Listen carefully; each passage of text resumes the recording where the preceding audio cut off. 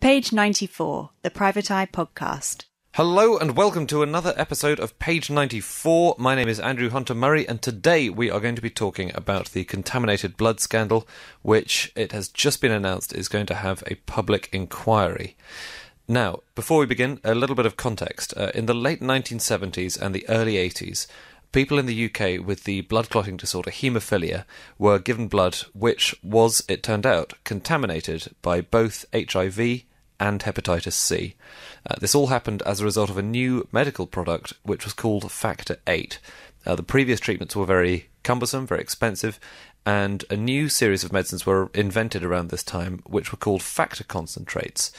Demand was very high for them because they helped sufferers blood clot and they mitigated the serious symptoms that sufferers had, so they were popular. Private Eye's Heather Mills has been covering this story for many years and she takes up the story now. We've never been self-sufficient in producing these factors ourselves, and that's a big fault. It's been promised at various stages through the years that we would produce our own, and we never did. And it turned out that we were buying cheap blood products from the US, and these were being harvested from prisoners, from drug addicts, from people on the streets who were selling their blood. It emerged very early on that there were warnings very early on that these bloods were likely to contain a form of hepatitis. Now, in fairness, at that stage they didn't know the slow burn and how serious this hepatitis was, but there were still warnings that this was a danger of infecting people with hepatitis. And these were ignored over the years. The government started importing these and treating British patients and unknowingly infecting them with initially hepatitis. But which they knew about. And then later, of course, not that much later, it also emerged that it was infected with HIV. And HIV, then called AIDS. At the time, was not known about. In fact, it was the early 80s when it was identified. It was the early 80s. So we were doing this from the late 70s after the disease had, made its way into Western patients, but before it was really understood. Oh, indeed, before it was understood. But the appalling thing is that even when it was beginning to be understood, we continued to import the substances right up until the end of the 80s. That is extraordinary. It is extraordinary. And there were various promises by governments over the years that we would be producing our own safer blood products, and we didn't do it. They also resisted calls for people to use the old known safe factor. Because it was more expensive, more cumbersome, more... Yeah, all of those things.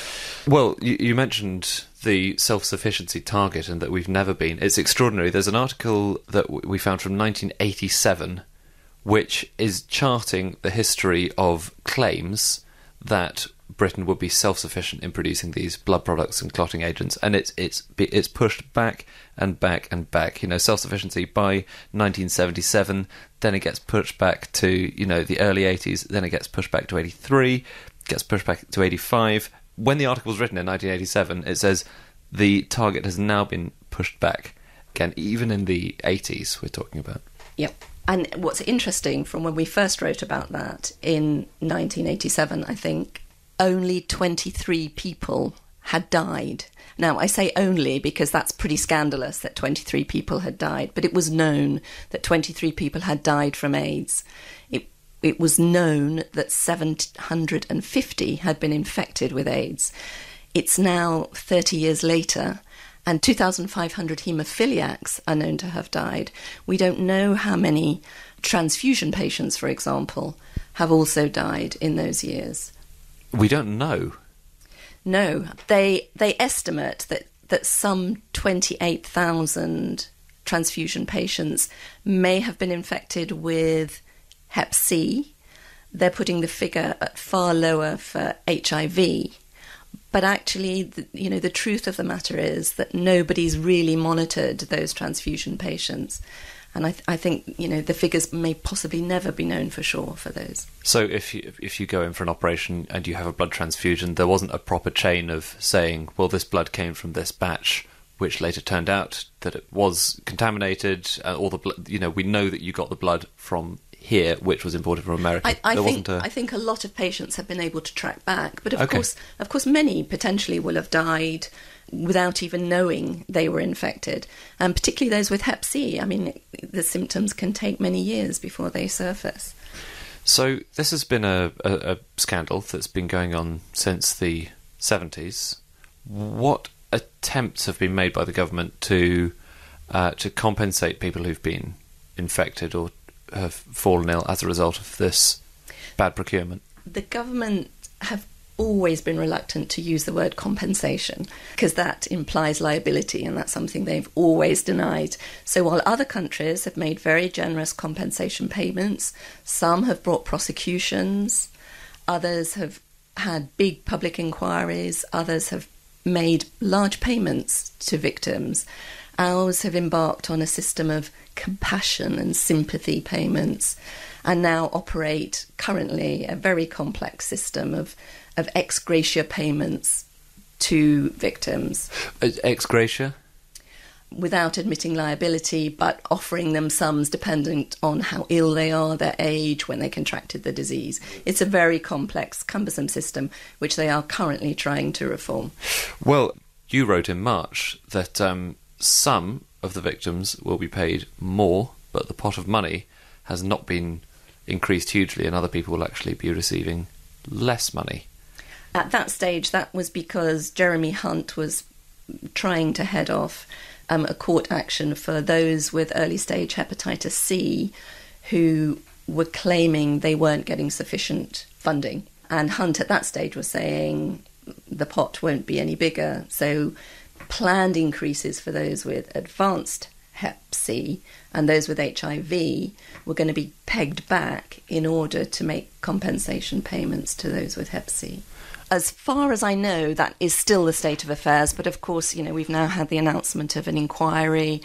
Jeremy Hunt is trying to say that more money has gone into the pot. Can you just remind listeners of the scope of the inquiry? What will be investigated? They haven't set out the terms or conditions yet, and in fact, the campaigners have already run up into an obstacle because the Department of Health is leading the plans for the inquiry. And, of course, it's the Department of Health that they hold responsible for the catastrophe right the way through. So they want it led by the Cabinet Office or perhaps the Justice Ministry, and they want Department of Health officials to have nothing to do with it because, of course, the inquiry will be investigating Department of Health staff, ministers, over the years. So it would effectively be involved in investigating itself. A little element. Doctors, medics, all of those people. Marking their own homework. Exactly. Do we know why the decision was made to keep it organised by the Department of Health? Well, the campaigners have boycotted the initial meeting and they're demanding that responsibility for the inquiry be handed to another department. What are the possibilities of investigation for a public inquiry? Can it go all the way back? Can it apportion blame? That is certainly what the campaigners want. They want to know why all these warnings were ignored, since the early 70s, throughout the 80s, why some of them were secretly used as guinea pigs for trials, so that when it emerged that some of the blood products were unsafe, they heat-treated some of them, and then those new heat-treated bloods were tried out on haemophiliac patients, including children. To see if they developed Hep C? To see whether the heat treatment had worked and these blood products were safer. That's really extraordinary. It's scandalous. And, these were people who weren't previously infected because they needed not previously infected people to try it out.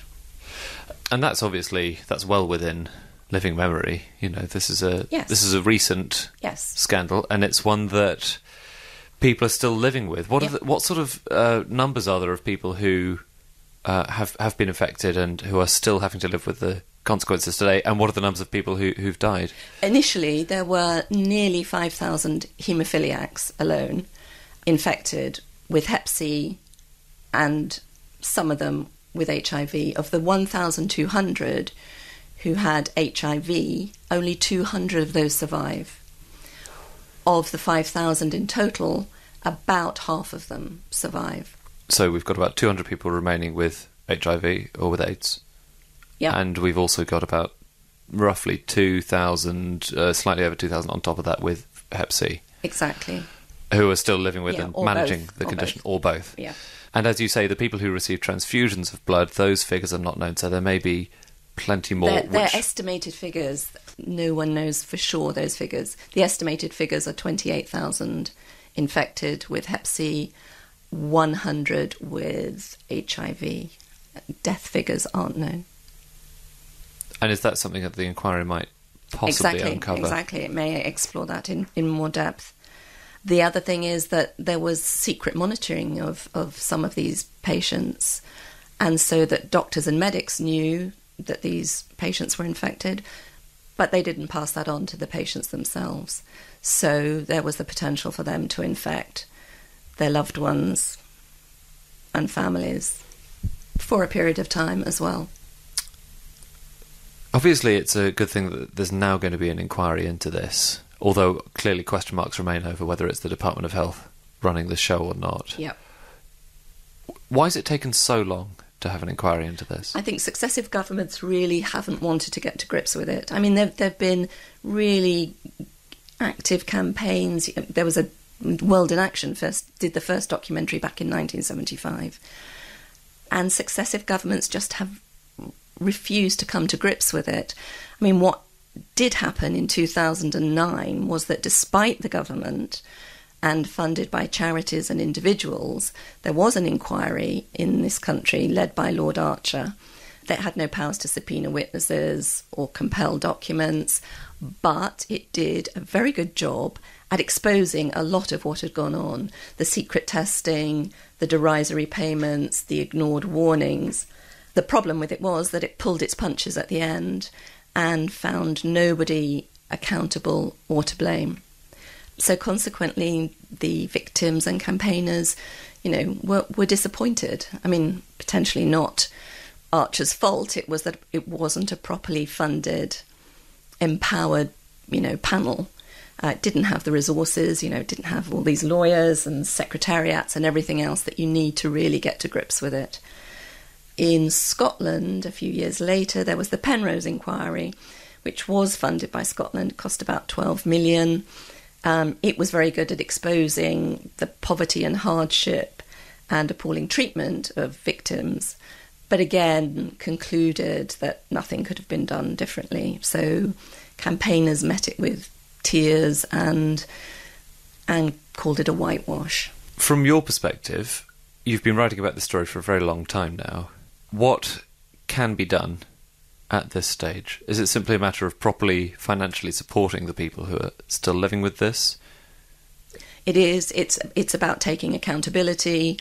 It is about apportioning blame. It is about properly compensating people whose lives have been devastated. I mean, careers ruined, dependent on benefits, these miserly payments, whose loved ones have had to become their carers quite often, so they've had to give up their careers as well. It's an acknowledgement of what was done to these people. Well, clearly, it's too late. It's too late for many who have died. I mean, this is the worst NHS scandal, but it actually dwarfs lots of the other disasters that we've had in recent years, where there have been public inquiries. Why have we been granted an inquiry into it now? I think a mix of events. The campaigns themselves have got up ahead of steam. There's been a lot of stories recently emerging about the plight of people, most recently a very good Panorama documentary about the children at a residential school for haemophiliacs and how they were all infected. Andy Burnham, who I have to say did little or nothing when he himself was a health secretary, but who, just before he took off to become mayor of Manchester, raised the issue in Parliament, saying there was enough evidence to go to the police for a criminal inquiry into the affair, coupled with perhaps the fact that campaigners have got together MPs from leaders, in fact, from all the opposition parties who now support a public inquiry. And with Theresa May having blown her majority, the government really had little choice. They would have lost any debate on this. So they now had little choice but to finally announce the public inquiry. Heather Mills there, and you'll doubtless be reading a lot more about that in the print edition of the magazine over the coming weeks and months.